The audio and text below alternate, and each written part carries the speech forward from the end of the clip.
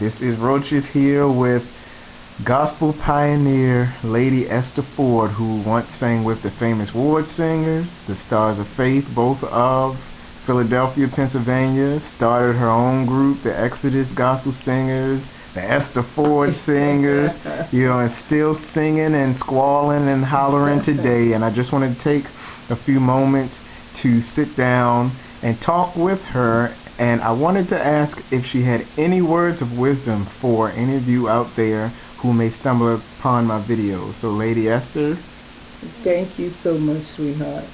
Yes, Dwayne, it has just been such a wonderful experience being able to spread the gospel all over the world, and I really enjoyed it. Most of all, I've enjoyed being able to continue to keep the vintage gospel music alive, because it seems that in the United States, people just don't want to hear or not listen to it. It's not the thing that's happening.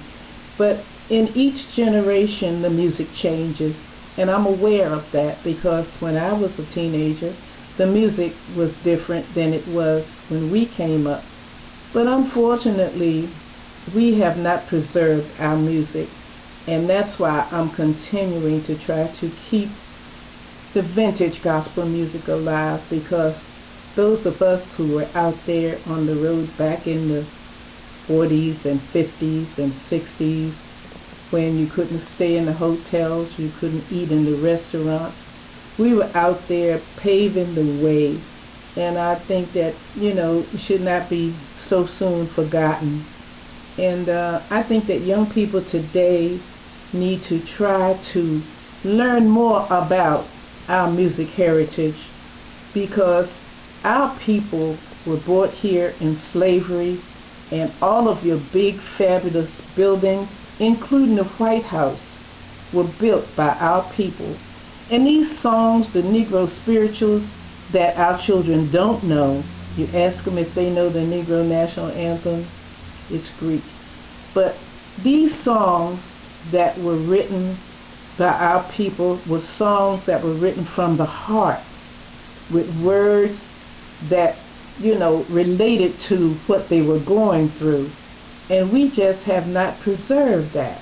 And that's the thing that I think that our young people today, you need to go back, sing your music, of course, but you need to learn about the history of gospel music, because it really has been commercialized, blown out of proportion, and sometimes I don't hear or see anything about God in it. But if you would go back to listening to what your grandmother sang, or what your grandfathers or your ancestors did, because now everything is easy, everything is handed to our children on a silver platter. But I taught my children to appreciate the hymns of the church, because these hymns were written by their ancestors. Like my musician, Maestro Barry Carrington in Philadelphia, he is the minister of music for Mother Bethel AME, which is the Mother AME Church. And of course, he is a classical pianist, and he does the Messiah every year, but he still does the classical music, but then he still knows how to and plays the hymns of the church. I was there one Sunday, and he played "O Thou in Whose Presence" on a pipe organ, and people were leaving out of the church and they came back in. So young people, learn more about your musical heritage, because it's really great, and the songs are really good. If you pick up a hymnal, read the words to the songs. Some of the songs have words of encouragement, words that really deal with your situations, what you're going through, and words in the songs that can minister to you. Instead of, like, I don't knock this generation's music, but they take one verse and sing it over and over and over again, and over and over and over again, wherein I can't find a message in it. But in the music from our era, which was a long time ago, in the music from the era that I was come up in the 30s, okay. The hymns that my mother taught me were from the hymn book. And my mother had a third grade education. And she taught me the words and the tunes to these hymns. And my mother could not sing. But she taught me in her own way the words to these hymns. And what has happened is, as the generations have progressed, they have not been taught. Which is so bad, because you see country western music. If you listen to country western music, they are singing the same tunes and almost saying the same thing. My girlie left me, saying the same thing they've been saying down through the years, because they have preserved country western music. And opera, my musician does arias, this Italian music. These people that wrote that music have been dead for centuries, but their music is still being preserved. You see the people at these opera houses with their fine gowns on and jewels and everything, going to hear these operas, Aida and all these operas that have been going on for years. They have preserved it, but we have not preserved anything, and it's really, to me, a disgrace. So I say to the young people today, find out about your heritage, learn more about your heritage, because the music was beautiful, and these people that wrote the music had really worked, toiled, and slaved. They were here because they had no alternative but to be here, because they were brought here as slaves. What you're enjoying today, they couldn't enjoy. You can go in any restaurant that you want to go in and eat anything you want to eat. You'd be lucky in my day if you got into the back door.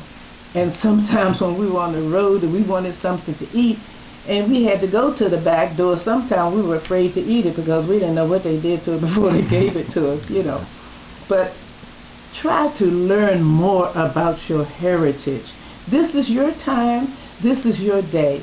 I understand that, and I appreciate that. But just learn about the people that came before you, like George Washington Carver, Madame Bethune, and not just on Black History Time.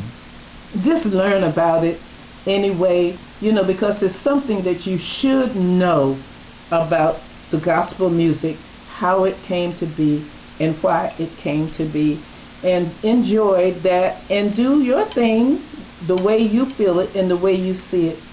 But I can see nothing wrong with finding out about your heritage. So to the young people, I say, God bless you. Keep on doing what you're doing. But as an old, pioneering gospel legend, research, and find out about your musical heritage.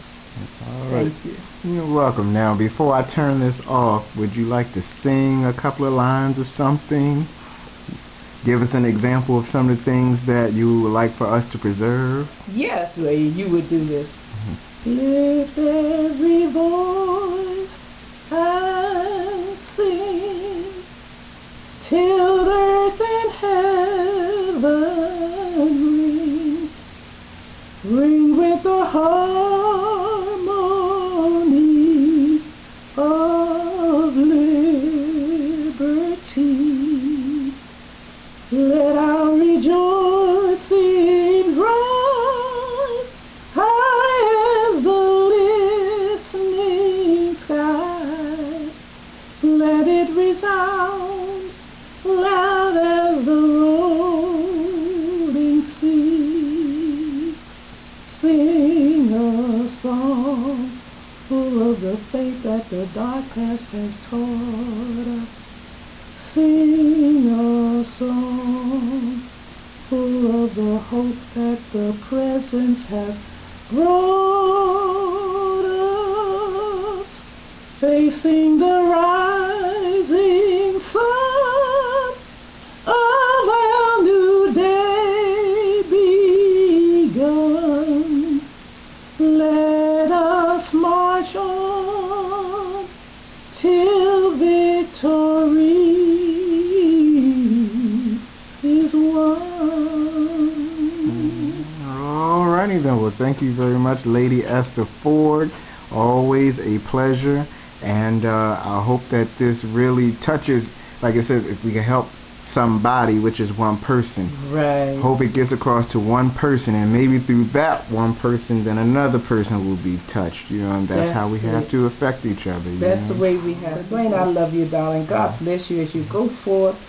I'm going to miss you terribly, but I know that you're still going to be hanging in there and being the greatest gospel researcher that we have in the United States today. And I know that's a fact. And for a young man to take an interest, to see somebody else, you know, if some other young people would, you know, like do like you're doing. You've researched it and you've really found out who, what, and how. Even found about a little old lady like me that nobody knows anymore.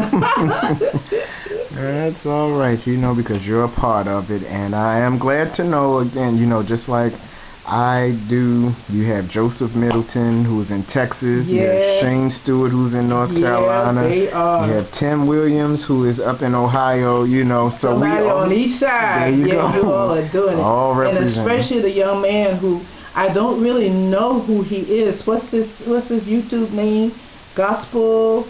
They put the one on about with Albertina. Oh, that was True Gospel Man, I think it is. True Gospel Man. Yeah, that was so nice of the young man to put that on. He said his aunt had died and she was a fan of mine. And I was trying to find out who his aunt was, possibly somebody that I knew. But it was so nice of him to put that video on YouTube, but I hadn't seen it in years. Well, thank you again, Lady You're welcome, Esther, darling. and I love you. I love you too, and God bless you. God bless you as well. Okay.